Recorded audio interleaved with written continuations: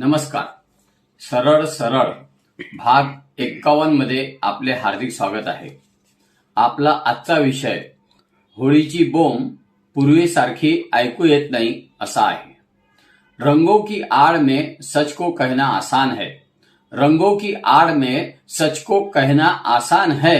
व्यंग ही लोकतंत्र की सबसे मीठी तान है. व्यंग ही लोकतंत्र की सबसे मीठी तान है. नमस्कार. होळीचा सण आणि होळीचा सण म्हटलं की सर्वात प्रथम आठवते थट्टा, मस्करी आणि उपहासात्मक बोलल्या गेलेले शब्द. काही ठिकाणी सामाजिक विसंगतीवर प्रकाश टाकण्यासाठी एक जुनी परंपरा पण रूढ आहे आणि ती म्हणजे पदवीदान कार्यक्रम. रंगहोळी निमित्त अनेक ठिकाणी पदवीदान कार्यक्रम, मूर्ख संमेलन किंवा अनेक वर्तमानपत्रातून लोकांना व्यंगात्मक पदव्या प्रदान करण्याचा कार्यक्रम पार पाडला जातो.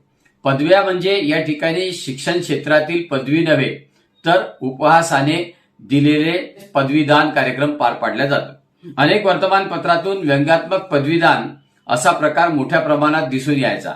मात्र अलीकडच्या काळात हा सर्व प्रकार काळाच्या पडद्याआड जात असल्याचे दिसून येत आहे. आता होळी रे होळी पुरणाची पोळी किंवा आणखी त्याला पुढे जाऊन म्हणतात होळी रे होळी पुरणाची पोळी, साहेबाच्या टिंब टिंब वर बंदुकीची गोळी अशा पद्धतीची वाक्यरचना, तसेच होळीची बोंब 3 दिवस वगैरे आरोळी हे सर्व ऐकायला येत नाही. त्या दुर्मिळ झाल्या आहेत. सद्य परिस्थितीत सर्वांची सहनशीलता कमी झाली आहे आणि कोणी जर काही पदवीदान केलं तर त्याच्याशी भांडण करायची किंवा त्याला कोर्टात खेचण्याची तयारी असते. त्यामुळे असे प्रकार समाजात टाळल्या जाऊ लागले आहेत. सुरुवातीला असं म्हटलं जायचं की निंदकाचे घर असावे शेजारी, परंतु आता कोणीही हे सत्य स्वीकारायला तयार नाही. खेळीमेळीचे वातावरणात पदवीदान कार्यक्रम होणे हे खूप गरजेचे असते. राजकारणातील लहान मोठ्या व्यक्तींना, समाजकारण करणारे सामाजिक नेते व व्यापाऱ्यांना तसेच प्रतिष्ठितांना एक पदवीदान करणे हा एक रंगात्मक व व्यंगात्मक असा कार्यक्रम असतो. येथे पदवीदान हा शब्द मी सुरुवातीला सांगितल्याप्रमाणे हा उपहासाने घेतलेला आहे. व्यंगात्मक आणि टीकात्मक तसेच कठोर भाषेतही आणि काही वेळेस पातळी सोडूनही पदव्या दिल्या जातात.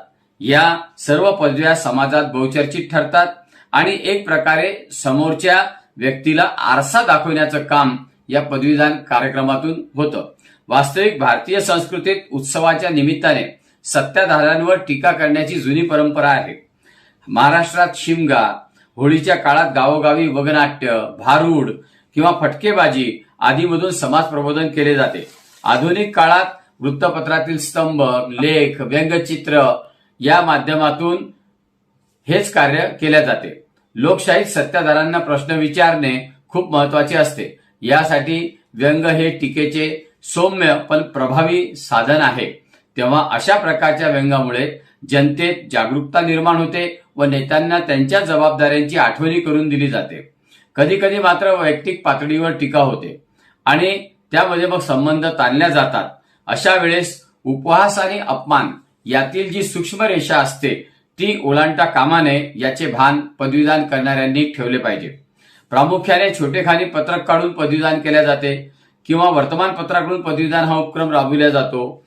तेव्हा हा उपक्रम राबविताना फक्त टीका नव्हे तर तो रचनात्मक, दिशादर्शक उपक्रम असायला हवा. तसेही तथ्यांवर आधारित व्यंग अधिक प्रभावी ठरते. परंतु स्वातंत्र्याबरोबर सामाजिक जबाबदारीही तितकीच महत्वाची असते. समाजातील विसंगती विनोदी शैलीत मांडल्याने ते अधिक प्रभावी ठरते. वाचकांचे लक्ष वेधले जाते. थेट आरोपांपेक्षा व्यंगात्मक भाष्य अधिक स्वीकारार्ह असते. यातून एक प्रकारे लोकशाही मूल्यांची जपणूक होते.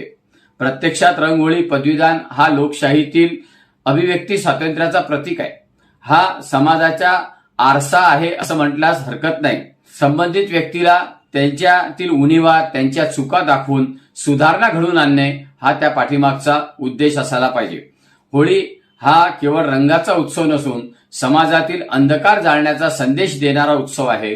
व्यंगात्मक पदवीदान ही त्या परंपरेची आधुनिक अभिव्यक्ती आहे आणि याद्वारे केलेली टीका जर संयमित तथ्य आधारित असेल तर ती लोकशाहीला बळकटी देणारी ठरते.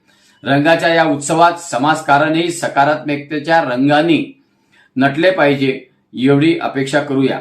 शेवटी होळीच्या निमित्ताने होणाऱ्या आरोळीकडे एक सुधार प्रक्रिया म्हणून पहावे यासाठी एक शेर आठवतो. हसी में छुपा संदेश है, कटाक्षों में प्यार.